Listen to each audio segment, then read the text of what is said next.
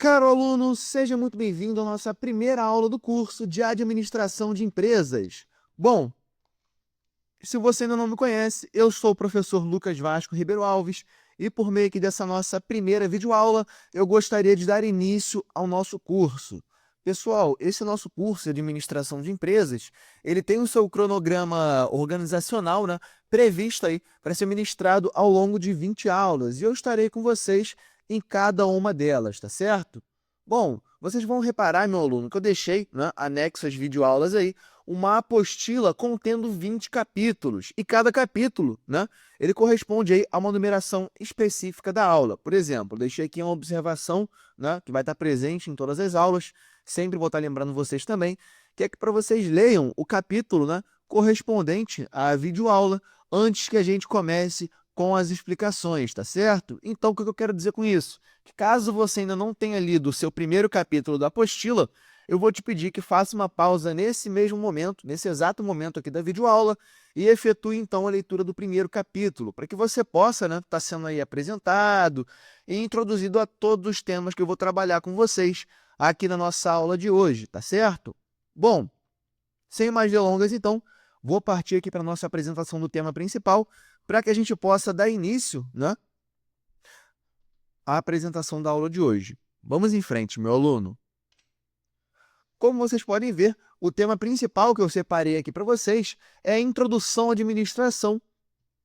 E os subtópicos que eu separei para a gente trabalhar em cima desse tema são conceito e evolução histórica da administração, teorias clássicas, científicas e contemporâneas, o papel do administrador e habilidades essenciais de um administrador também, tá certo? Então, sem perder muito tempo, pessoal, vamos abrir aqui já o nosso primeiro subtópico, onde nós temos aí.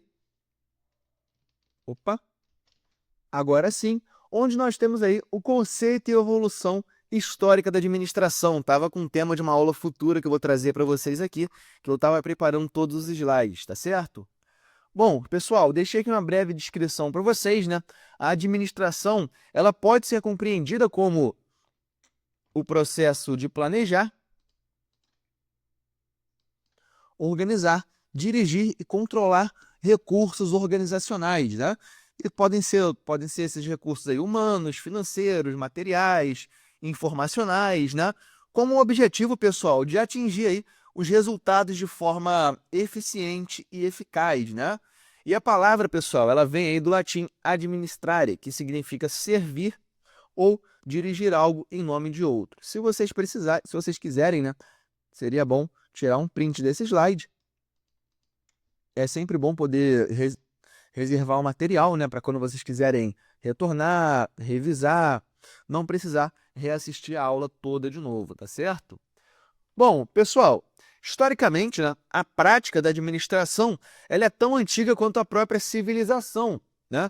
Algumas sociedades antigas, pessoal, digo isso para vocês como Egito, Grécia, Roma e a própria China, né, já apresentavam em alguns elementos administrativos nas suas formas de governo, construção de obras públicas, né, e principalmente na organização militar. No entanto, pessoal, a administração, né, como ciência, ela começou aí a se desenvolver sistematicamente. Você pode colocar aí que foi no final do século XIX, né, durante a própria Revolução Industrial, né, que por sua vez, né, a Revolução Industrial ela trouxe uma certa ruptura no que a gente chama de modelo artesanal de produção, que veio aí impondo alguns desafios, né, como o aumento da escala produtiva, a divisão do trabalho e a necessidade de planejamento e controle também, né, mais rigorosos. E acabou sendo nesse contexto, pessoal, que surgiram os primeiros estudos formais, né, sobre como organizar e gerenciar também, né, de maneira eficiente as empresas. Bom, dito isso, vamos abrir aqui agora o nosso segundo subtópico, onde nós temos as teorias clássicas, científicas e contemporâneas. Pessoal, a evolução, né, da administração como ciência, ela é marcada aí por diversas escolas e teorias, e cada uma delas com sua ênfase e contribuição específica, né? Temos aqui em primeiro lugar a administração científica, né, que é a que a gente chama da administração Taylorismo, né? Modelo que a gente chama de Taylorismo.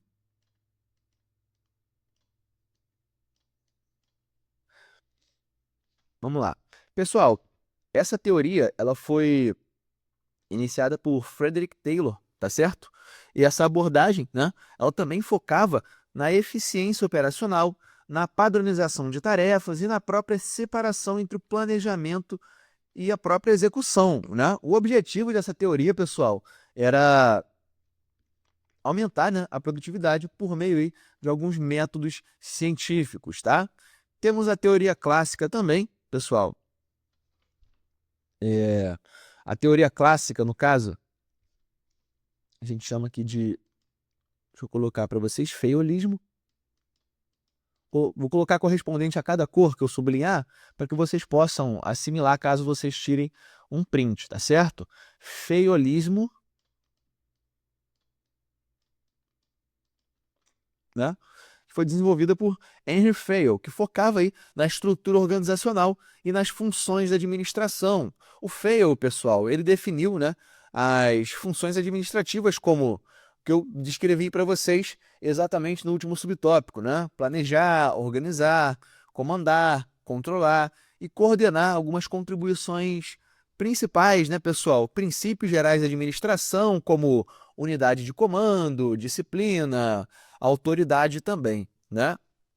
Bom, tivemos aí também a teoria das relações humanas, né? Deixa eu colocar aqui, pronto. Foi Elton Mayo, né, pessoal? E os estudos, né, de Hawthorne. Surge aí uma preocupação com o fator humano, principalmente na produtividade. E a motivação, a comunicação e a liderança, elas passaram aí a ser vistas como aspectos fundamentais, né, pessoal? E essa teoria, ela contribuiu, né, no caso, para a valorização dos aspectos emocionais e sociais do trabalho, tá certo? Deixa eu colocar aqui para vocês. Elton, opa, é um N aqui. Maio. Show de bola. Vou pegar outra cor aqui para a gente poder trabalhar em cima, né? Temos aí a teoria sistêmica também, onde a organização ela é vista aí como um sistema aberto, né? Interagindo aí com o ambiente externo. Suas principais contribuições, podemos dizer que ela traz uma visão holística da empresa, né? Integração entre áreas e reflete também sobre a importância do ambiente externo, tá certo? Bom, temos a teoria contingencial também. Opa, deixa eu limpar aqui pra gente. Vamos lá. Teoria contingencial, né? Onde não existe aí uma única forma ideal de administrar. E as soluções, pessoal, elas acabam dependendo aí das contingências do ambiente, da tecnologia, da estrutura e das pessoas envolvidas também, né? Essas principais contribuições nós podemos apontar aí para uma flexibilidade na escolha de estruturas e práticas gerenciais também, né? Bom, temos aí as abordagens contemporâneas, né, que incluem alguns enfoques como a administração por objetivos, né, a gestão de qualidade total, o modelo japonês, que nós vamos falar mais à frente sobre o método Kaizen também, né? Temos algumas metodologias ágeis e até mesmo alguns temas emergentes como sustentabilidade, governança corporativa e transformação digital, tá certo? Bom, vamos falar aqui agora do nosso terceiro subtópico, pessoal, onde nós temos aqui o papel do administrador. Pessoal, o administrador, ele é o profissional responsável por coordenar os esforços das pessoas e alocar os recursos organizacionais para atingir os objetivos da empresa. E o seu papel não é apenas técnico, né, pessoal, mas também estratégico e relacional. E entre as suas principais funções, nós podemos destacar aí, né, planejar, né, que é definir as metas e os meios para alcançá-las, organizar, né, que é estruturar os recursos, né, sendo esses recursos aí financeiros, humanos, materiais, de forma mais eficiente, né? Dirigir, né, pessoal? Liderar pessoas, motivar, comunicar, orientar e inspirar e controlar também, pessoal, como monitorar e avaliar os resultados alcançados, né?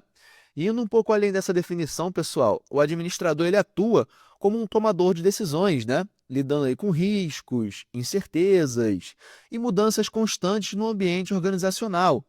O administrador, pessoal, ele deve conciliar aí, né, os interesses dos diversos, né? Vou até ensinar o termo aqui para vocês. A gente chama de stakeholders, né? Que são, no caso aí, deixa eu escrever aqui para vocês primeiro, para eu não me distrair. Stakeholders. Esse termo mesmo, pessoal, vamos utilizar muito desse termo, né? Que é uma referência aí aos clientes, colaboradores, acionistas e a própria sociedade, né, pessoal? Então, recapitulando, né, o administrador ele deve conciliar os interesses de todos os stakeholders e garantir aí a sustentabilidade da organização a longo prazo, tá certo? Bom, vamos falar aqui agora do nosso quarto e último subtópico da aula de hoje, onde nós temos habilidades essenciais de um administrador. Pessoal, de acordo, né, com Robert Katz, existem aí 3 tipos principais de habilidades que um administrador precisa desenvolver. Temos habilidades técnicas, né, que são aquelas relacionadas ao conhecimento específico sobre ferramentas, processos e técnicas do trabalho, e são mais importantes, né, nos níveis operacionais da administração. Bom, temos algumas habilidades humanas, né? Como a capacidade de trabalhar com pessoas, liderar equipes, se comunicar de forma clara e empática, né? E resolver conflitos também e motivar os colaboradores. Bom, essas habilidades humanas, pessoal, elas são bem importantes aí em todos os níveis hierárquicos de uma organização, tá certo? E é claro que nós temos aí, por último, também algumas habilidades conceituais, né? Como a capacidade de compreender a organização como um todo, pensar, né, estrategicamente, analisar o ambiente e tomar também algumas decisões integradas, né? Bom, essas habilidades conceituais, elas são mais demandadas aí nos níveis gerenciais e estratégicos, né? Indo um pouco além dessas, o administrador moderno, ele também precisa desenvolver aí uma certa capacidade de adaptação e inovação, pensamento crítico, né, e analítico, visão ética e responsabilidade social, e domínio também de tecnologias e ferramentas digitais, né? E tem outro ponto importantíssimo que em muitos cursos, em muitos materiais eu já reparei que faltou, né? Que é o desenvolvimento da inteligência emocional para lidar com diversas questões e pressões do dia a dia, tá certo?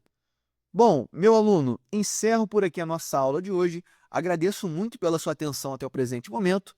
Conto com vocês aqui para a próxima aula. Um forte abraço, meu aluno. Muito obrigado mais uma vez pela sua atenção.